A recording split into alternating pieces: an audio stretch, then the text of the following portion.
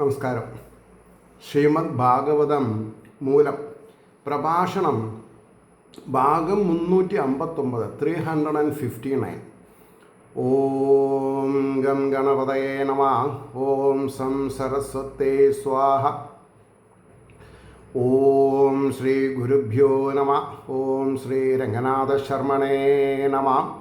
നാരായണ നാരായണ നാരായണ നാരായണ നാരായണ നാരായണ നാരായണ നാരായണ നാരായണ നാരായണ നാരായണ. ഓം ശ്രീകൃഷ്ണാർപ്പണമസ്തു. ഓം ശ്രീകൃഷ്ണായ പരബ്രഹ്മണേ നമഃ. ഓം ശ്രീകൃഷ്ണായ പരമാത്മനേ നമഃ. ഹരേ രാമ രാമ രാമ ഹരേ ഹരേ, ഹരേ കൃഷ്ണ കൃഷ്ണ കൃഷ്ണ ഹരേ ഹരേ. ഓം ശ്രീ രുക്മിണി സത്യഭാമ സമേത ശ്രീ ഗോപാലകൃഷ്ണസ്വാമിനേ നമഃ. ശ്രീമദ് ഭാഗവതം ചതുർത്ഥസ്കന്ധം 8-ാം അധ്യായത്തിലെ 55-ാമത്തെ ശ്ലോകം മുതൽക്കാണെന്ന് പറയേണ്ടത്. അപ്പോൾ ശ്ലോകം 55: സലിലൈ ശുചിഭിർമാല്യൈർവനൈർമൂലഫലാധിഭി സസ്താംഗുരാംശുകൈശ്ചാർച്ചേ തുളസ്യാ പ്രിയയാ പ്രഭും. ഭഗവാന് ഏതൊക്കെ പുഷ്പങ്ങളാണ് പൂജയ്ക്കെടുക്കേണ്ടത് എന്നാണ് പറഞ്ഞത്. ശുദ്ധങ്ങളായ ജലങ്ങൾ കൊണ്ടും, ജലം ആവശ്യമാണ്. കാരണം ഈ പഞ്ചഭൂതങ്ങളെ മാധ്യമങ്ങളാക്കിയിട്ടാണ് പഞ്ചഭൂതങ്ങളാൽ ഒരുക്കൂട്ടിയിട്ടുള്ള ഈ ശരീരത്തിൽ അതിൻ്റെ നിയന്താവും നിയന്ത്രിതാവുമായിരിക്കുന്ന ഭഗവാൻ ചൈതന്യവത്തായിട്ട് കയറിയിരിക്കണം. അപ്പോൾ അദ്ദേഹനെ സന്തോഷിപ്പിക്കാൻ എന്താ വേണ്ടത്? ഈ പഞ്ചമഹാഭൂതങ്ങളുടെ റെപ്രസെൻറ്റേറ്റീവ്സ്, ഒബ്ജക്റ്റീവ്സാണ് സനാതന ധർമ്മം എന്ന് ഞാൻ എപ്പോഴും പറയാറുണ്ട്. അപ്പോൾ ആകാശത്തിന് വേണ്ടിയിട്ടും, അത് കഴിഞ്ഞാൽ കാറ്റിന് വേണ്ടിയിട്ടും, അത് കഴിഞ്ഞാൽ വെള്ളത്തിന് വേണ്ടിയിട്ടും, പിന്നെ അഗ്നിക്ക് വേണ്ടിയിട്ടും, അല്ല അഗ്നി ജലം ഇങ്ങോട്ട് അങ്ങനെ വരിക. കാറ്റിൽ നിന്നാണ് അഗ്നി ഉണ്ടാവുന്നത്. പിന്നെ ജലം, പിന്നെ ഭൂമി. ഇതിന് ഓരോ ഒബ്ജക്റ്റീവായിട്ട് പറയും. അതിനാണ് പിന്നെ ജലം, പുഷ്പം, പിന്നെ എന്താണെന്നാ പറയുക, ധൂപം, ദീപം, നിവേദ്യം എന്നൊക്കെ പറയും അല്ലേ? അപ്പോൾ ഇവിടെ ശുദ്ധങ്ങളായ ജലങ്ങൾ കൊണ്ടും മാലകൾ കൊണ്ടും വനത്തിൽ നിന്ന് കിട്ടാവുന്ന മൂലങ്ങൾ, ഫലങ്ങൾ എന്നിവ കൊണ്ടും, വേരുകളും കായകൾ കൊണ്ടും, പ്രശസ്തങ്ങളായ അങ്കുരങ്ങൾ, ദുർവകൾ, അതായത് പ്രശസ്തങ്ങൾ എന്ന് പറഞ്ഞാൽ പിന്നെ എന്താ പറയുക, ദർഭപുല്ല്, ദർഭ, അംശുതങ്ങൾ, ഉത്തരീയങ്ങൾ കൊണ്ടും, ഭഗവാന്റെ പ്രിയയായ തുളസി കൊണ്ടും ഭഗവാനെ പൂജിക്കണം എന്നാ. ഇനി അതിൻ്റെ ഭാവാർത്ഥം വരുമ്പോൾ നമുക്കൊരു പോളിഷ്ഡ് വേ ഓഫ് ടോക്ക് കിട്ടും. പൂജാദ്രവ്യങ്ങളെ കാണിക്കുന്നു. എല്ലാ സാധനങ്ങളും ശുദ്ധങ്ങളായിരിക്കണം, കേടുള്ളത് എടുക്കരുത്. ശുദ്ധമായ ജലങ്ങളെ പാദ്യം, ആചമനീയം എന്ന ഭേദത്തെ സൂചിപ്പിക്കുവാൻ ജലപാത്രങ്ങൾ ഒന്നിലധികം വേണം. പുഷ്പങ്ങളെ മാലകളായിട്ടും ദളങ്ങളായിട്ടും കാട്ടിൽ നിന്ന് ലഭിക്കാവുന്ന ഫലമൂലാദികള് ശാസ്ത്രത്തിൽ പറഞ്ഞതനുസരിച്ച് ദുർവാളം, അംശുകം, തുളസി എന്നിവയാൽ പ്രഭുവായിരിക്കുന്ന ഭഗവാനെ പൂജിക്കണമെന്നാണ്. അപ്പം അവിടെ ശാസ്ത്രത്തിൽ പറഞ്ഞിരിക്കുന്നത് എന്ന് പറഞ്ഞിട്ടുണ്ട്. അത് ശാസ്ത്ര മര്യാദകളെ ഉല്ലംഘിക്കാൻ നമ്മൾക്ക് കഴിവില്ല, നമ്മൾക്ക് പെർമിഷൻ തന്നിട്ടില്ല.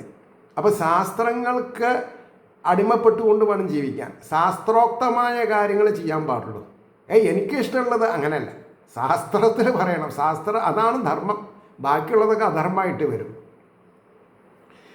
അപ്പോൾ 56-ാമത്തെ അടുത്ത ശ്ലോകം നോക്കൂ. ലബ്ധ്വാ ദ്രവ്യം മയീം അർച്ചാം ക്ഷിത്യാംബാദിഷു വാർച്ചയേത് അവഭൃതാത്മാ മുനിശാന്തോ യദവാങ്മിതവന്യഭുക്ക്. ദ്രവ്യം കൊണ്ട് നിർമ്മിച്ചതായ ബിംബത്തെ സമ്പാദിച്ചിട്ട് ഭൂമി, ജലം എന്നിവയിലോ പൂജിക്കണം. മനസ്സിനെ അടക്കിയവനും മനനശീലനും. ആരാ പൂജിക്കേണ്ടത്? മനനശീലൻ. പിന്നെയോ മനസ്സിനെ അടക്കിയവൻ. അത് വേണം ഇത് വേണം ആഗ്രഹമുള്ളവൻ പൂജിച്ചിട്ട് യാതൊരു കാര്യമില്ല. അപ്പോൾ മനസ്സിനെ അടക്കിയവനും മനനശീലനും ബദ്ധപ്പാടില്ലാത്തവനും അവനാണ് ശാന്തചിത്തൻ എന്ന് പറയും. ചിത്തം ശാന്താവണം. നമ്മളവരെ വിളിക്കെന്താ? ഒന്നിനും കൊള്ളാത്തവരെന്ന്. അങ്ങനെയല്ല. ജഹപുകയായിട്ട് ചെയ്യണ കാര്യങ്ങളല്ല വേണ്ടത്. ശാന്തനായിട്ട് ബദ്ധപ്പാടില്ലാത്തവനും വാക്കിനെ അടക്കിയവനും മിതമായിട്ട് വനത്തിൽ നിന്ന് കിട്ടുന്ന പദാർത്ഥത്തെ ഭുജിക്കുന്നവനും. വനത്തിൽ നിന്ന് എന്താ കിട്ടുക? അത് കഴിക്കുക. വനത്തിലാണ് താമസം. ഇനി അതിൻ്റെ ഒരു ഭാവാർത്ഥം വരുന്നുണ്ട്. ഏതിന്മേൽ പൂജിക്കണം, എന്തിനെ പൂജിക്കണം എന്ന് കാണിക്കുന്നു. കല്ല്, ലോഹം മുതലായ സാധനങ്ങൾ കൊണ്ട് നിർമ്മിച്ച ഹരിരൂപത്തിലോ ഭൂമിയിൽ പത്മം ഇട്ടിട്ടോ ജലത്തിലോ ആദിത്യമണ്ഡലത്തിലോ ബ്രാഹ്മണൻ, ഗുരു മുതലായവരിലോ പൂജിക്കണം. ബ്രാഹ്മണനെ ആസനിട്ട് കൊടുത്ത് കാല് കഴിച്ച് ബ്രാഹ്മണനെ പൂജിക്കാം. എനിക്കിപ്പോഴും നല്ല ഓർമ്മയുണ്ട്. ഈ 2013 എൻ്റെ അമ്മയുടെ താഴ്വഴിയിലുള്ള കിഴക്കേ പന്തല്ലൂരിൽ കടപ്പുറമ്പത്തുകാവ് ആരൂഢായിട്ട് ഒരു മച്ചുണ്ട്. അത് കുറേ കാലം മുമ്പേ അതൊരു അമ്പലമാക്കി മാറ്റി ഞങ്ങൾ. അന്നത്തെ കാരണവരായിരിക്കുന്ന ഒരു അമ്മാവൻ ആണ് അതിന് മുൻകൈ എടുത്തത്. അപ്പോൾ 2013 വളരെ വിപുലമായ രീതിയിൽ ഒരു നവാഹം നടത്തി. അപ്പോൾ കടപ്പുറമ്പത്തുകാവിൽ തന്ത്രിയായിരിക്കുന്ന തന്ത്രിനെ വിളിച്ചു, അറിയിച്ചു, ഇങ്ങനെ ഉണ്ട്, അങ്ങ് വന്ന് സാന്നിധ്യം കൊണ്ട് പരിപാവനമാക്കി തരണമെന്ന് പറഞ്ഞു. അദ്ദേഹം വന്നു. അപ്പോൾ യതിപൂജ പറഞ്ഞിട്ടൊരു പരിപാടിയുണ്ട് ഈ ദേവി ഭാഗവത നവാഹത്തിൽ. അപ്പോൾ അതിൻ്റെ സമയം പോയി കഴിഞ്ഞിട്ടുണ്ടായിരുന്നു. എന്നാലും ശരി, യതിക്ക് പറ്റിയൊരാളെ കിട്ടണ്ടേ, യതി എന്ന് പറയണ. അപ്പോൾ എനിക്ക് ഇദ്ദേഹത്തിനെ വന്നപ്പോൾ ഞാൻ പറഞ്ഞു, ഞങ്ങൾക്ക് ഇങ്ങനെ ഒരു ആഗ്രഹമുണ്ട്. അപ്പോൾ ഞാൻ ഒരു ഒപ്പിക്കൽ പരിപാടി എനിക്ക് പൂജ ആയിട്ട് അറിയുള്ളൂ, അത് മതി, മനസ്സിന് സംതൃപ്തിയാണ് വേണ്ടത്. അപ്പം ഞാൻ ഇദ്ദേഹത്തിനെ യതി എൻ്റെ സങ്കല്പത്തിൽ ഈശ്വരനാണ്, ഈശ്വരീയതയുടെ അടുത്ത് നിൽക്കുന്ന ആളാണ്. അപ്പം ഞാൻ ഈശ്വരനെ പൂജിക്കുന്ന മട്ടിൽ ആണ് പൂജിച്ചത്. അപ്പം അദ്ദേഹം പൂജ കഴിഞ്ഞപ്പോൾ എന്നോടൊരു കാര്യം പറഞ്ഞു. ഞങ്ങൾ, അതായത് ആസ്മാദികൾ, പോറ്റിമാർ പാദത്തിൽ തുളസിയിടാറും അതുമില്ല, നെറുകലിടാറുള്ളൂ. അപ്പോൾ ഞാൻ എൻ്റെ സ്വതസിദ്ധമായ രീതിയിൽ ഭഗവാൻ എന്നെ പറയിപ്പിച്ചത് എന്താ, ഞാൻ അങ്ങയെ ഇപ്പം മനുഷ്യനായിട്ടല്ല കാണുന്നത്, യതിവര്യനായിട്ടാണ് കാണുന്നത്. അതുകൊണ്ടാണ് ഞാൻ പാദത്തിലിട്ടത് എന്ന് പറഞ്ഞു. അത് അദ്ദേഹത്തിനും രോമാഞ്ചം ഉണ്ടാക്കി. ഭക്തിയുടെ അനുഭൂതി രസം അദ്ദേഹത്തിനെ വികാരാധീനനാക്കി എന്നുള്ളതാണ് സത്യം. എന്തത് പറയാൻ കാരണം, യഥോ രാജ തഥോ പ്രജ. നമ്മുടെ മനസ്സ് എങ്ങനെ പ്രവർത്തിക്കണോ അങ്ങനെ ചെയ്യാം. പക്ഷെ അത് ധർമ്മമാണോ അധർമ്മമാണോ എന്നുള്ളത് അവരവരുടെ മനസ്സിലുള്ള ഈശ്വര ചൈതന്യമാണ് നമ്മളെ പ്രേരിപ്പിക്കുന്നത്. അതിൻ്റെ ഫലം നമ്മൾ സ്വീകരിക്കാൻ തയ്യാറായാൽ മതി. അതാണ് ഞാൻ ഈ ഒരു സന്ദർഭത്തിൽ അത് സ്മരിച്ചത്. അപ്പം എന്താ ഇവിടെ ഇത് പറയാൻ കാരണം എന്ന് ചോദിക്കുകയാണെങ്കിൽ, പൂജകൻ്റെ മനസ്സ് അവന് അധീനമായിരിക്കണം. ബ്രഹ്മത്തിന് അധീനമാണെന്ന് വിചാരിച്ചാൽ മതി. മനസ്സ് പല വിഷയങ്ങളിലേക്കും ചാടിക്കളിക്കാതെ ധ്യേയമായിരിക്കുന്ന എന്ന് പറഞ്ഞാൽ ധ്യാനിക്കുന്ന ഭഗവത് രൂപത്തിൽ തന്നെ ഉറച്ചിരിക്കണം. വ്യാകുല ചിന്തകൾ വന്നിട്ട് അലട്ടാൻ പാടില്ല. വിചാരശീലനും അവ്യഗ്രനും വാക്കുകളെ അടക്കിയവനുമായിരിക്കണം. മധ്യേ മധ്യേ സംസാരിക്കാതെ ഇരിക്കണം എന്നർത്ഥം. ഇത് ഇപ്പോൾ പല സ്ഥലത്തും ഞാൻ പല പൂജകൾ കണ്ടിട്ടുണ്ട്. ചിലപ്പോൾ പിന്നെ നാഗത്തറ പാമ്പുംകാവിൽ തളിക്കുക. അപ്പോൾ ഇതിൻ്റെ ഗൗരവം മനസ്സിലാക്കിയിട്ടുണ്ടാവില്ല പൂജാരി.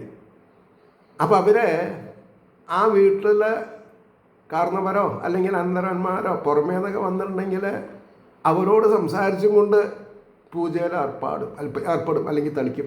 അത് മോശമാണ്. കാരണം എന്താ, നമ്മളിത് വായിച്ച് പഠിച്ചിട്ടൊരാളാവുക. അപ്പം നമ്മൾക്കിത് അറിയുന്നുള്ളത് അവർക്കറിയില്ല, അല്ലെങ്കിൽ ഇതൊരു അറിവാണ്, അറിയേണ്ടതാണ് എന്നുള്ളത് അവർക്കറിയില്ല. അവർ ബൈ ബർത്ത് ഓഫ് ബ്രാഹ്മിൺ എന്നുള്ള നിലയ്ക്ക് കാര്യങ്ങൾ ചെയ്യാം. അവിടെയാണ് ഈ അപാകതകൾ വരുന്നത്. മനസ്സിലായില്ലേ? അപ്പോൾ ഭഗവത് രൂപത്തിൽ തന്നെ അപ്പം മധ്യേ സംസാരിക്കാതിരിക്കണം. ഭക്ഷണം കായികനകളായിരിക്കുകയും അത് തന്നെ മിതമായിരിക്കുകയും വേണ്ടത് മാത്രമേ കഴിക്കാവുള്ളൂ. ജീവൻ കിടക്കാനുള്ളത് കഴിക്കാവൂ. വയറ് നിറഞ്ഞിട്ട് ഏമ്പക്കം വരുന്നവരെ കഴിക്കരുത്. അതാണ് ഈ മിതാഹാരം എന്നൊക്കെ പറഞ്ഞതിൻ്റെ താല്പര്യം. എന്താവട്ടെ, അടുത്ത ശ്ലോകം 57.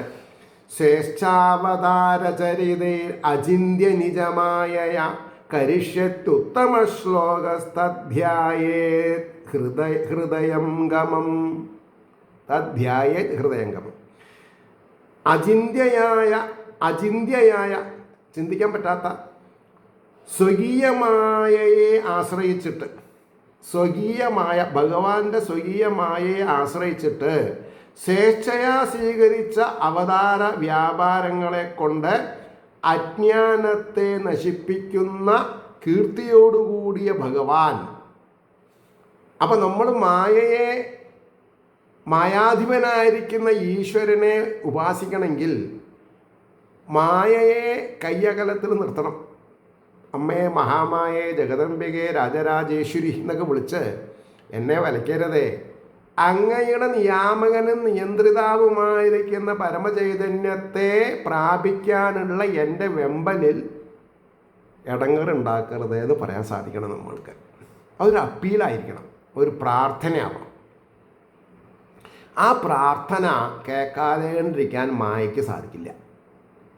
മായയെ മനസ്സിലാക്കിയവനാണ് നമ്മളെന്ന് എങ്ങനെയാണ് മനസ്സിലാക്കുക? പറയാ, മായയ്ക്ക് എങ്ങനെയാണ് മനസ്സിലാക്കുക?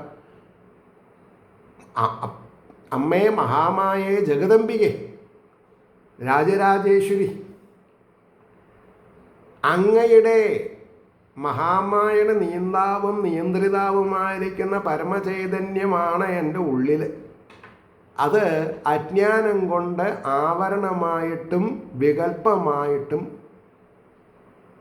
എന്നിൽ നിന്ന് മറക്കരുത്, എനിക്ക് വഴി തരണം എന്ന് സ്വന്തം അമ്മയോട് കേണ് പ്രാർത്ഥിക്കുന്ന മാതിരി പ്രാർത്ഥിച്ചാൽ ഭഗവതി തഥാസ്തു എന്ന് പറഞ്ഞ് വഴിമാറി തരും. പ്രശ്നമുണ്ടോ? അതാണ് ഇവിടെ. അപ്പോൾ അതിനെ ധ്യാനിക്കണം എന്ന് പറഞ്ഞു. അപ്പോൾ സാധാരണ ജനങ്ങളാൽ ഊഹിപ്പാൻ പോലും, അതാണ് സാധാരണ ജനങ്ങൾ, നമ്മൾ സാധാരണ ജനങ്ങളിൽ നിന്ന് ഉയരണം, അതാണ് നമ്മുടെ ഉദ്ദേശം. അപ്പോൾ ഊഹിപ്പാൻ പോലും കഴിയാത്ത ഈശ്വരമായയെ ശ്രേഷ്ഠയാ അംഗീകരിച്ചിട്ട് ഭഗവാൻ ലോകാനുഗ്രഹം ചെയ്യുവാനായി സ്വീകരിച്ച അവതാരങ്ങളിൽ ജനമനസ്സിനെ ആനന്ദിപ്പിക്കുന്നതിന് സമർത്ഥമായിരിക്കുന്ന ഏതേത് വ്യാപാരങ്ങൾ ചെയ്തിട്ടുണ്ടോ അവയെ ധ്യാനിക്കണം, ഭഗവാനെ ധ്യാനിക്കണം. ഒന്നാമത്തേതായ സ്വയംഭൂ മന്വന്തരത്തിൽ അനേക അവതാരങ്ങൾ ഉണ്ടായിട്ടില്ലാത്തത് കൊണ്ട് ഇനി മേലുണ്ടാകുന്ന അവതാര ചരിതങ്ങളെയും ധ്യാനിക്കണമെന്ന് കരിഷ്യതി എന്ന ഭാവിക്രിയയാൽ സൂചിപ്പിച്ചിരിക്കുന്നു. 58 ശ്ലോകം. പരിചര്യാ ഭഗവതോ യാവത്യ പൂർവസേവിതാഃ താ മന്ത്രഹൃദയേനൈവ പ്രയുഞ്ജ്യാത് മന്ത്രമൂർത്തയേ. ഭഗവാന്റെ എത്ര പരിചര്യകൾ, സേവകൾ പൂർവം സേവിക്കപ്പെട്ടുവോ അവകൾ മന്ത്രമൂർത്തിക്കായി കൊണ്ട് മന്ത്രഹൃദയത്തോടു കൂടി തന്നെ പ്രയോഗിക്കണം. മന്ത്രഹൃദയത്തോടു കൂടിയിട്ട് പ്രയോഗിക്കണം. അവിടെയാണ് ഗൗരവം കിടക്കുന്നത്. സലിലാദികൾ കൊണ്ട്, അത് വെള്ളം, പൂവ് എക്സെട്ര, ഏതേതു വിധം ഉപചാരങ്ങളെ ഭഗവാന് സമർപ്പിക്കണമെന്ന് ഇതിനു മുമ്പ് ഉപദേശിക്കപ്പെട്ടിരിക്കുന്നുവോ ആ ഉപചാരങ്ങളെല്ലാം ഓം നമോ ഭഗവതേ വാസുദേവായ എന്ന മൂലമന്ത്രത്തെ ഹൃദയത്തിൽ ഉറപ്പിച്ചും ഉച്ചരിച്ചും കൊണ്ട് തന്നെ സമർപ്പിക്കണം. ആർക്ക ഓം നമോ ഭഗവതേ വാസുദേവായ? എന്നിൽ നിവസിക്കുന്ന വാസുദേവുണ്ട്. അതാണ് എന്നിലുള്ള ചൈതന്യത്തിന്, ബ്രഹ്മത്തിനെയാണ് നമ്മൾ പൂജിക്കുന്നത്. അപ്പോൾ ഹൃദയത്തിൽ ഉറപ്പിച്ചും ഉച്ചരിച്ചും കൊണ്ട് തന്നെ സമർപ്പിക്കണം. എന്തുകൊണ്ടെന്നാൽ ഭഗവാന്റെ സ്വരൂപം മന്ത്രമാകുന്നു. മന്ത്രത്തിൽ കൂടെയാണ് ഭഗവാനെ നമ്മൾ രൂപകൽപ്പന ചെയ്യുന്നത്. അപ്പോൾ ഭഗവാന്റെ സ്വരൂപം മന്ത്രമാകുന്നു. പൂർവാചാര്യന്മാർ ഭഗവാനെ സേവിച്ചിട്ടുള്ളതും ആ വിധമാണ്. അതിനാൽ ഇപ്പോഴുള്ളവരും മേലിലുണ്ടാകുന്നവരും ആ പൂർവരീതിയെ അനുസരിച്ച് തന്നെ ഭഗവത് സേവ ചെയ്യണം എന്നും പൂർവസേവിതാഹ എന്ന പദത്താൽ സൂചിപ്പിച്ചിരിക്കുന്നു എന്നാണ്. അപ്പം അത് നമുക്ക് എന്ത് ചെയ്യണം? എഴുതി വയ്ക്കണം. എപ്പോഴെങ്കിലും ആവശ്യം വരും. 182. ഇനി 59ഉം 60ാമത്തെയും ശ്ലോകം ഒപ്പം പോകും. അതെങ്ങനെ? ഏവം കായേന മനസ, കായേന ശരീരം കൊണ്ടും മനസ്സുകൊണ്ടും, വചസ വാക്കുകൾ കൊണ്ടും, ഏവം കായേന മനസാ വചസാ ച മനോഗതം പരിചര്യമാണോ ഭഗവാൻ ഭക്തിമൽ പരിചര്യയാ പുംസാം അമായിനാം, മായകളില്ലാണ്ട്, സമ്യക് ഭജതാം ഭാവവർദ്ധന, ഭാവങ്ങൾ ഉണ്ടായിരിക്കണം. ശ്രേയോ ദിശത്യഭിമതം യദ്ധർമാദിഷു ദേഹിനാം. ഈ വിധം ദേഹം കൊണ്ടും മനസ്സുകൊണ്ടും വചസ്സുകൊണ്ടും യഥാഭവതി തഥാ മനോഗതമാകും വണ്ണം ഭക്തിപൂർവം ചെയ്യുന്ന പരിചര്യ കൊണ്ടും സേവിക്കപ്പെടുന്ന ഭഗവാൻ കപടമില്ലാത്തവരും വേണ്ടതുപോലെ ഭജിക്കുന്നവരുമായ പുമാന്മാർക്ക് ഭാവത്തെ, അഭിലഷിച്ച ഭക്തിയെ, ഭാവം എന്ന് പറഞ്ഞാൽ എന്താ? സംതിങ് ഡിഫറെൻ്റ് ആണത്. ഭാവിച്ച ഭക്തിയെ വർദ്ധിപ്പിക്കുന്നവനായിട്ട് ധർമാദികളിൽ അതാണ് ധർമാദികളിൽ, ആ വാക്ക് വിടരുത്, ആഗ്രഹിക്കപ്പെട്ടത് യാതൊന്നോ ആ ശ്രേയസ്സിനെ ദേഹികൾക്ക് നൽകുന്നു നാം. ധാർമ്മികമായിട്ടുള്ള കാര്യങ്ങളെ ഭഗവാനും തരുള്ളൂ. അതിൻ്റെ ഭാവാർത്ഥം, ഭക്തന്മാർ 2 വിധക്കാരായിരിക്കും. ഒന്ന് സകാമന്മാർ, ഒന്ന് നിഷ്കാമന്മാർ. അതിൽ സകാമന്മാരുടെ സ്ഥിതിയെ പറയുന്നു. ധ്രുവൻ സകാമനായിട്ടാണല്ലോ ഭജിപ്പാൻ ഒരുങ്ങി പുറപ്പെട്ടിരിക്കുന്നത്. അതുകൊണ്ടും ലോകത്തിൽ പ്രായേണ ബഹുഭൂരിപക്ഷം ഭഗവത് ഭജനം ചെയ്യുന്നവരെ സകാമന്മാരായി കാണപ്പെടുന്നത് കൊണ്ടും അവരുടെ ഫലത്തെ തന്നെ ആദ്യം പറയണം. പിന്നെയാണ് നിഷ്കാമന്മാരുടെ കാര്യം പറഞ്ഞത്. മുകളിൽ വിവരിച്ച രീതിയെ ഭഗവാനിൽ പരമപ്രേമഭാവത്തോടുകൂടെ ദേഹം കൊണ്ടും മനസ്സുകൊണ്ടും വാക്കുകൾ കൊണ്ടും പരമാർത്ഥമായി സേവിക്കപ്പെടുന്ന ഭഗവാൻ ഭക്തഹൃദയത്തിൽ പ്രത്യക്ഷനായി വിളങ്ങുവാൻ തക്ക വിധം ഭാവനയ്ക്ക് ദാർഢ്യമുണ്ടായിരിക്കണം. ഭാവനയ്ക്ക്, സങ്കല്പത്തിന് ദാർഢ്യമുണ്ടായിരിക്കണം. അതാണ് ഭജനത്തിൻ്റെ മുഖ്യ അംഗം. അത് സ്ഥലം മുഖം ന്യായമൊക്കെ ബാധക. എങ്ങനെയെങ്കിലും തട്ടിക്കൂട്ടിയ സ്ഥലത്ത് സപ്താഹം ചെയ്താൽ അത് ശരിയാവില്ല. അത് ധാർമ്മികമായി അച്ചടക്കത്തോടുകൂടി പരിശുദ്ധമാക്കി തീർത്തതായിരിക്കണം.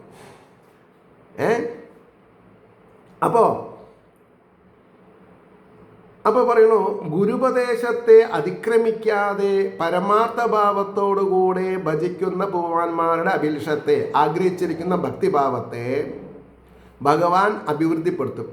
ധർമ്മം, അർത്ഥം, കാമം ഈ 3 പുരുഷാർത്ഥങ്ങളിൽ ഏതൊന്നിനെ ആഗ്രഹിച്ചാലും അങ്ങനെ ആഗ്രഹിച്ച് ഭജിക്കുന്നവർ ആരായിരുന്നാലും സ്ത്രീ പുരുഷ ഭേദത്തെയോ ബ്രാഹ്മണാദി വർണ്ണഭേദങ്ങളെയോ ബ്രഹ്മചര്യാദി ആശ്രമങ്ങളെയോ ഗണിക്കാതെ അവർക്ക് അതിനെ ഭഗവാൻ നൽകും.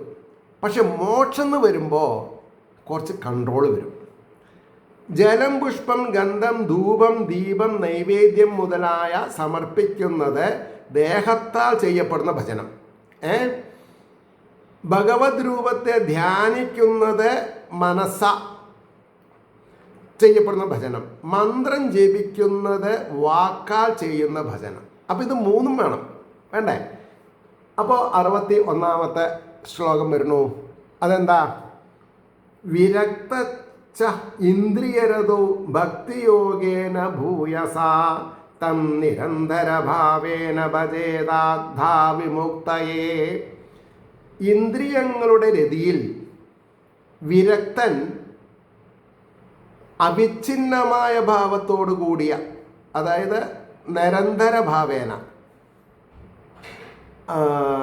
അതെ, ഭക്തി അധികരിച്ച ഭക്തിയോഗത്താൽ അവനെ ഭജിക്കുമെങ്കിൽ സാക്ഷാൽ മുക്തിക്കായി കൊണ്ട് ഭവിക്കുന്നു.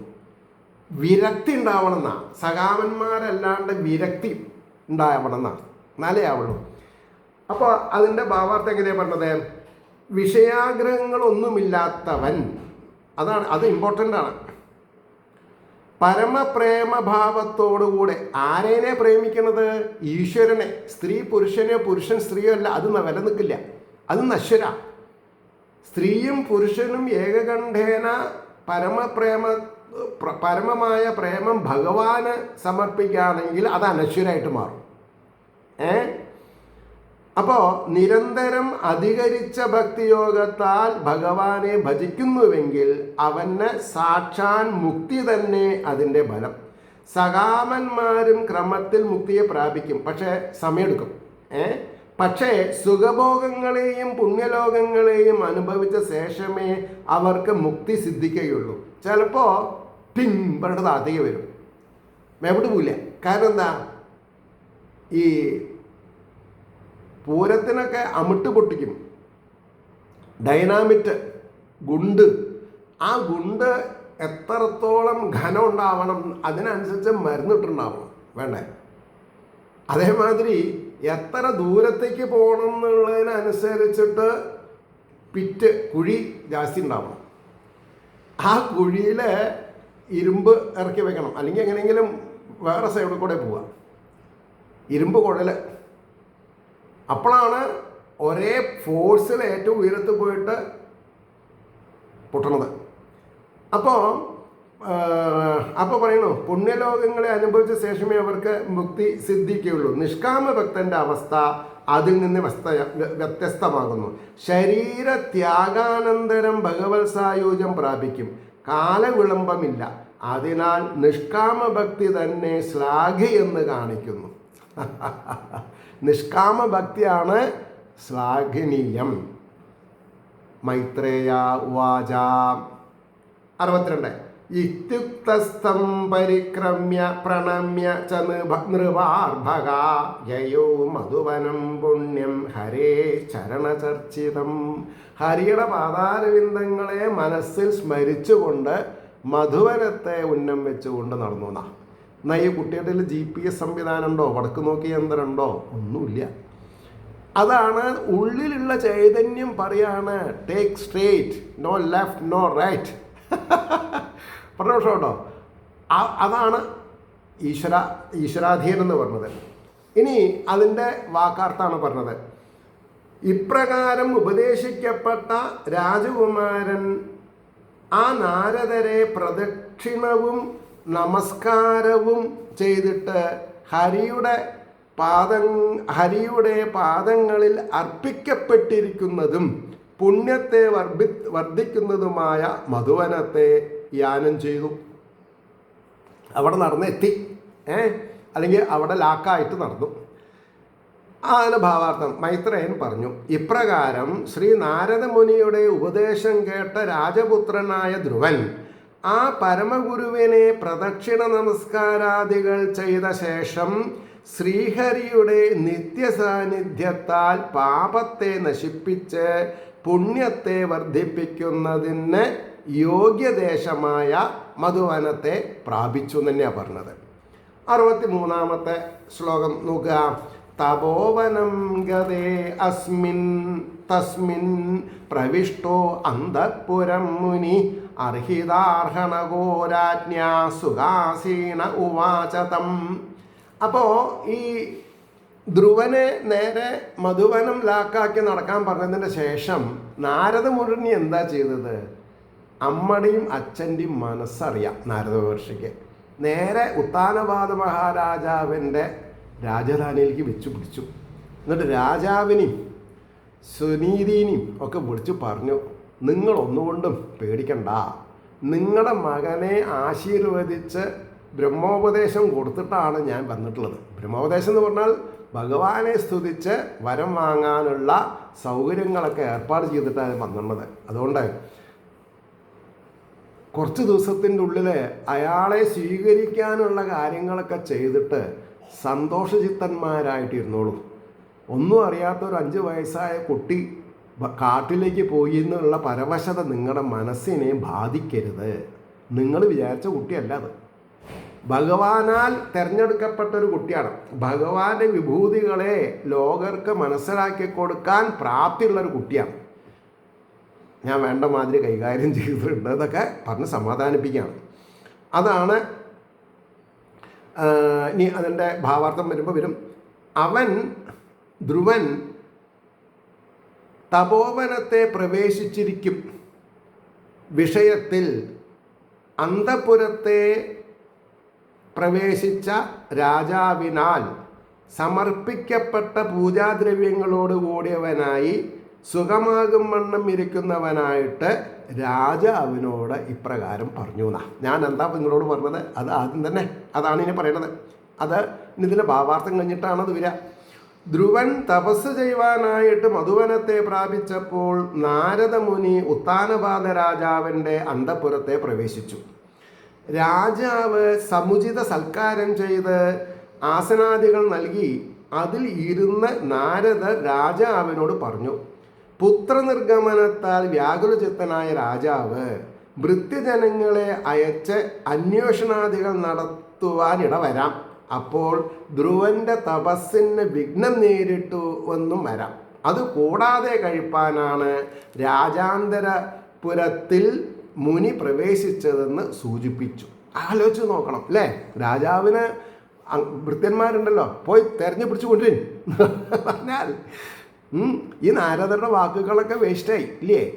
അതാണ് മുൻകൂട്ടി കാണാൻ സാധിക്കണം കാര്യങ്ങൾ. അടുത്ത ശ്ലോകം നാരദാവാച. നാരദർ എന്താണ് ഉത്താനപാദ മഹാരാജാവിൻ്റെ സവിധത്തിൽ പറഞ്ഞത്? 64-ാമത്തെ ശ്ലോകം. രാജൻ കിം ധ്യായസേ ദീർഘം മുഖ്യേന പരിസുഷ്യത കിം വാ നരിഷ്യതേ കാമോ ധർമ്മോ വാ അർത്ഥേന സംയുത. ഹേ രാജാവേ, ഏറ്റവും ശോഷിച്ചിരിക്കുന്ന മുഖത്തോടു കൂടിയവനായിട്ട് എന്തിനെ ദീർഘമായി ധ്യാനിക്കുന്നു? എന്താണ് ആലോചിക്കുന്നത്? അർത്ഥസഹിതമായ ധർമ്മമോ കാമമോ നശിക്കുന്നില്ലല്ലോ. അതാണ് വലിയൊരു കാര്യമാണ്. എന്താ പറയുന്നത്? അർത്ഥസഹിതമായ ധർമ്മമോ കാമമോ. കാമാണെങ്കിലും ധർമ്മമാണെങ്കിലും അർത്ഥം അറിയണം അല്ലേ? ലോട്ടറി കിട്ടിയാൽ എന്ത് ചെയ്യും? അറിവുണ്ടാവണം. അങ്ങനെ അല്ലാത്തൊരാൾക്ക് ലോട്ടറി കിട്ടിയിട്ട് യാതൊരു കാര്യമില്ല. ഞാൻ ഒരു കാലത്ത് അത്യാവശ്യം ലോട്ടറി ടിക്കറ്റൊക്കെ എടുത്തിരുന്നു. ഇനി അതും വേണമല്ലോ പറയാം. എനിക്കിപ്പോഴാണ് ലോട്ടറി അടിച്ചത്. ഏത് ലോട്ടറി? ഭാഗവതമാകുന്ന ലോട്ടറി എനിക്ക് എൻ്റെ ഗുരുനാഥൻ 95 പറഞ്ഞു തന്നു. ഇനി ടിക്കറ്റ് നിർക്കണ്ട, കാരണം ടിക്കറ്റ് എടുത്ത് അടിക്കാൻ പോകില്ല. ഈ ഒരു സബ്ജക്റ്റ് കൂടെ ടിക്കറ്റ് അടിച്ച ഫലം ഉണ്ടാവും. അതാണ് സംഭവിച്ചതും. ഇനി അതും വേണമല്ലോ പറയാം. അപ്പോൾ അർത്ഥസഹിതമായ അർത്ഥം അറിയാണ്ട ഒരു കാര്യം സംസാരിക്കാൻ പാടില്ല. ഒരു നാമം ചെല്ലരുത്. നാരായണീയം ഭാഗവതം ഉരുവിടുമ്പോൾ അതിലർത്ഥം ഞാൻ എപ്പോഴും പറയും വിത്ത് മൈ സിൻസിയറിറ്റി. നിങ്ങൾ ശ്ലോകങ്ങൾ ശ്രദ്ധിക്കണ്ട, വാക്കാർത്ഥം നോക്കണ്ട. പക്ഷേ ആഖ്യാനം ഒരു 3, 4, 5, 6 പ്രാവശ്യം തുരുതുരേന്ന് വായിക്കുക. അപ്പോൾ സബ്ജക്റ്റ് മാറ്റർ നമ്മുടെ മനസ്സിൽ തങ്ങും. പിന്നെ ശ്ലോകങ്ങൾ ഉരുവിടാൻ തുടങ്ങിക്കോളൂ, തന്നെ വരും കാര്യങ്ങൾ. നേരെ മറിച്ച് ഈ ശ്ലോകങ്ങൾ മാത്രം വായിക്കാൻ പഠിച്ചിട്ട് എന്താ കാര്യം? ഇതിൻ്റെ അർത്ഥതലങ്ങൾ അറിയുന്നില്ല. ഇതിലെന്താണ് കഷായം എങ്ങനെ വെക്കണം എന്നുള്ളത് വൈദ്യരെഴുതിയ ചീട്ടില്ലാണ്ട് അങ്ങാടി മരുന്ന് വാങ്ങിയിട്ട് വല്ല കാര്യമുണ്ടോ? അങ്ങാടി മരുന്ന് എങ്ങനെ തിളപ്പിക്കണം, എത്ര ദിവസം തിളപ്പിക്കണം, എത്ര വെള്ളത്തിൽ വെക്കണം, എത്ര കുറുക്കണം, അതിന് മേമ്പടി എന്താണ്, അതിൻ്റെ പഥ്യം എന്താണ് എന്നൊക്കെ നമ്മൾ അറിയണ്ടേ? അപ്പോൾ അതിൻ്റെ ഭാവാർത്ഥമാണ് പറയുന്നത്. എന്താണ്? നാരദവചനം: ഹേ രാജൻ, വാടിയ മുഖത്തോടു കൂടിയിരിക്കുന്ന അങ്ങ് എന്തിനെ ഉദ്ദേശിച്ച് ദീർഘമായി ധ്യാനിക്കുന്നു? അങ്ങയുടെ ധർമ്മം, അർത്ഥം, കാമം എന്ന പുരുഷാർത്ഥങ്ങളിൽ ഏതെങ്കിലും ഒന്നിനോ എല്ലാറ്റിനുമോ വല്ല നാശവും നേരിട്ടിരിക്കുന്നുവോ എന്നാണ് ചോദിച്ചത്. എന്തപ്പോൾ ഒരു ദുഃഖത്തിന് കാരണം? ആരെങ്കിലും രാജഭണ്ഡാരം കൊള്ളടിച്ചുവോ? വേറെ ഏതെങ്കിലും രാജാവ് നിങ്ങളെ രാജ്യത്തിനെ ആക്രമിച്ചുവോ? അതൊന്നുമില്ലല്ലോ. ഇപ്പം എന്താ ഉണ്ടായത്? മകൻ ഇവിടുന്ന് ഇറങ്ങിപ്പോയിട്ടുണ്ട്, എനിക്കറിയാം. അത് നല്ല കാര്യത്തിനാണ് പോയിട്ടുള്ളത്, അത്രമാത്രം ഞാൻ പറഞ്ഞു തരാം. ബാക്കി കാര്യങ്ങളൊക്കെ ശുഭാവും എന്ന് പറഞ്ഞ് മനസ്സിലാക്കുകയാണ്. അത് നമ്മൾക്ക് അടുത്ത ദിവസം പറയാം. ഏവർക്കും ശ്രീഹരിയുടെ അനുഗ്രഹാശിസ്സുകൾ നിർലോഭം ഉണ്ടാവട്ടെ എന്ന് ആശിക്കുന്നതോടുകൂടി നമ്മുടെ ഓരോരുത്തരുടെയും പ്രാർത്ഥന ലോകാസമസ്ത സുഖിനോ ഭവന്തു ആയിരിക്കട്ടെ എന്ന് സ്മരിച്ചുകൊണ്ട് വാക്കുകൾ ഉപസംഹരിക്കുന്നു. നമസ്കാരം. നാളെ കാണാം.